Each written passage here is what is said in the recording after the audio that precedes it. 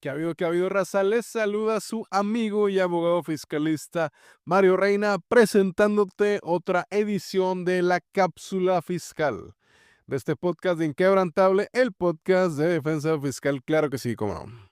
El día de hoy vamos a platicar acerca, fíjate bien lo que te voy a decir, de actos de autoridades que no existen. Como tú sabes, yo soy abogado fiscalista, soy abogado especialista en defensa fiscal y administrativa. Entonces, pues prácticamente mi chamba y la chamba principal de mi firma de abogados es pelearnos o litigar en contra de las autoridades administrativas y fiscales. Entonces, ¿a qué me refiero cuando digo qué onda con las autoridades que no existen? Te platico. Uno de los errores que observamos en el día a día de las autoridades de esta bella nación es que estas dependencias del Ejecutivo Federal llegan al extremo de emitir actos de molestia con los contribuyentes, con los gobernados, apoyados en autoridades que no existen.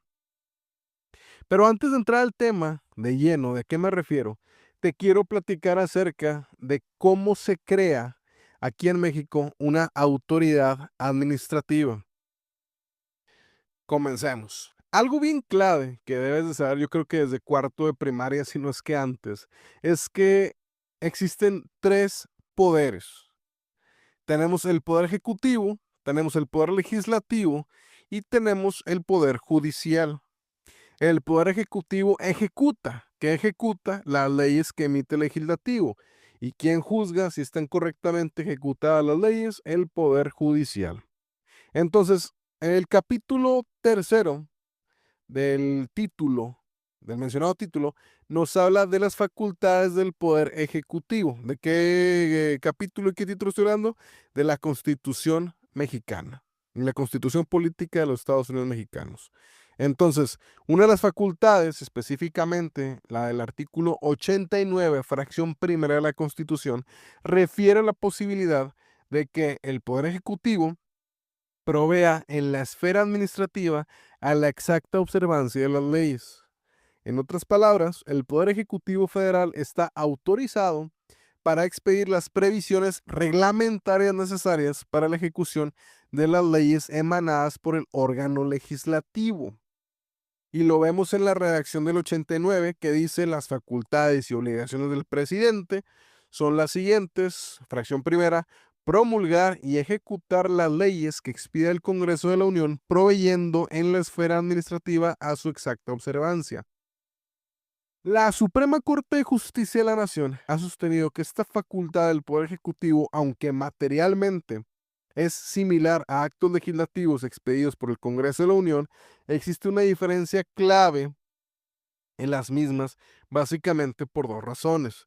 La primera, porque provienen de un órgano distinto e independiente del Poder Legislativo, como lo es el Poder Ejecutivo. Y la segunda, porque son por definición constitucional normas subordinadas a las disposiciones legales que reglamentan y no son leyes, sino actos administrativos generales cuyos alcances están acotados por la misma ley. Ello fue sostenido por el Pleno de la Suprema Corte de Justicia de la Nación en la jurisprudencia 79/2009 de título Facultad Reglamentaria del Poder Ejecutivo Federal, sus principios y limitaciones. Por otro lado, esta Suprema Corte ya se ha pronunciado respecto a las maneras existentes que la Constitución prevé para el nacimiento de una autoridad. Específicamente la jurisprudencia también del año 2009, 102/2009, de título Órganos Administrativos, los que afectan la esfera de los particulares deben ser creados por ley o mediante acto del Ejecutivo en ejercicio de sus facultades específicamente atribuidas legislativamente, salvo que se trate de entes cuya actividad solo trasciende al interior de la administración pública. En otras palabras, lo que nos está diciendo la Corte es que en la Constitución existen dos maneras de que nazcan autoridades administrativas. La primera manera de que nazca una autoridad en México es mediante leyes expedidas por el Congreso de la Unión, conteniendo sus atribuciones en un acto materialmente legislativo, o sea, lo normal. Se junta el Congreso, todos votan, están de acuerdo, vamos a crear X autoridad administrativa. Y la segunda manera en que se puede crear aquí en México una autoridad es mediante el Poder Ejecutivo en ejercicio de sus facultades atribuidas legislativamente, las que yo te decía del 89, fracción primera de la Constitución. No obstante, si bien es cierto que el Poder Ejecutivo sí puede crear válidamente autoridades o unidades administrativas para ayudarse en sus labores constitucionales, no menos cierto es que existe una serie de reglas a seguir dependiendo la naturaleza de la autoridad. Por ejemplo, si es una autoridad cuyas actividades solamente están sujetas a realizar actividades al interior de la administración pública, piensa en asistencia, perdón, piensa en asesoría, algo en lo que los contribuyentes no tengamos que ver, que no nos molesten a nosotros, que no sepamos ni qué onda.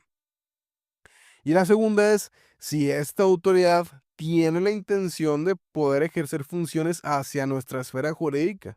O sea, si nos pueden molestar esas autoridades.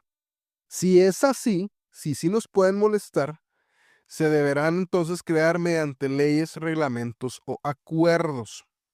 Ahí te va otra vez. El artículo 89, fracción primera de la Constitución Política, prevé que el Poder Ejecutivo Federal puede crear autoridades, unidades administrativas para apoyarse.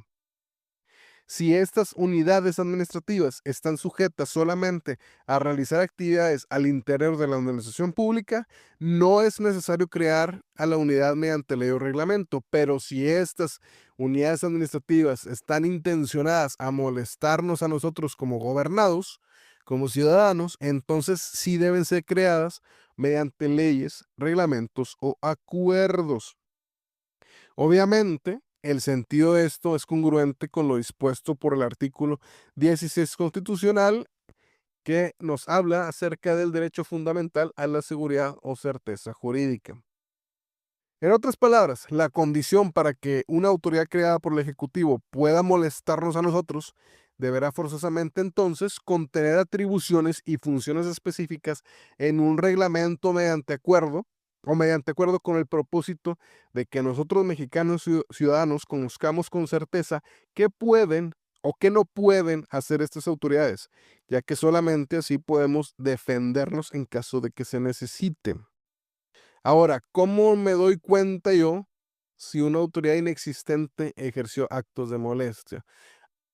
O sea, si esta autoridad no existe legalmente hablando, tenemos entonces que observar si esta autoridad administrativa existe o no dentro de un acto legislativo o si existe o no en un reglamento o en un acuerdo emitido por el Poder Ejecutivo. Para identificar la materialización de estos actos incompetentes, es pertinente analizar el acto de molestia primero e identificar el cúmulo de fundamentaciones en las que se está basando la autoridad y ver, primero, qué autoridad emite el acto, cómo se llama. Segundo, qué unidades administrativas apoyaron durante el acto de molestia. Y tercero, qué autoridades se anuncian o firman los oficios emitidos. Y tenemos obviamente también que estar atentos a identificar si se anuncia el apoyo de una autoridad inexistente, si lo firma una autoridad cuya existencia no está en ley, acuerdo o reglamento, si inclusive si actúa en sustitución por ausencia o si aparece durante el procedimiento que culminó el acto de molestia. Es toda una ciencia el comprender el acto de molestia de la autoridad y cómo trasciende la esfera jurídica de los gobernados. Entonces, espero ya haberme explicado a qué me refiero con actos de autoridades que no existen legalmente.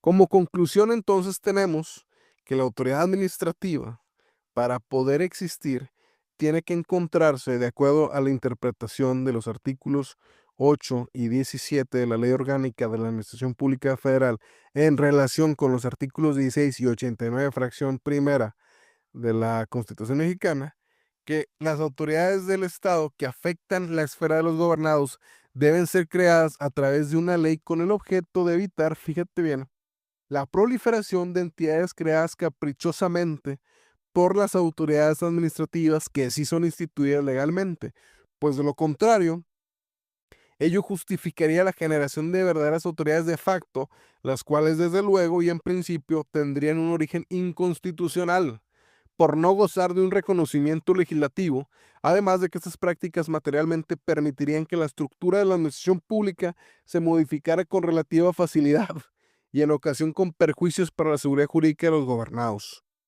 Entonces, finalmente, señores y señoritas, como pueden darse cuenta, vuelvo a mencionar, es toda una ciencia esto de los actos de molestia emitidos por las autoridades fiscales o las autoridades administrativas en lo general. Lo bueno es que tienes a tu abogado de confianza para escuchar, que soy yo, obviamente. Y bueno, pues si llegaste hasta aquí y tienes alguna duda, algún comentario, no dudes en comentarlo en la cajita, yo lo voy a contestar y no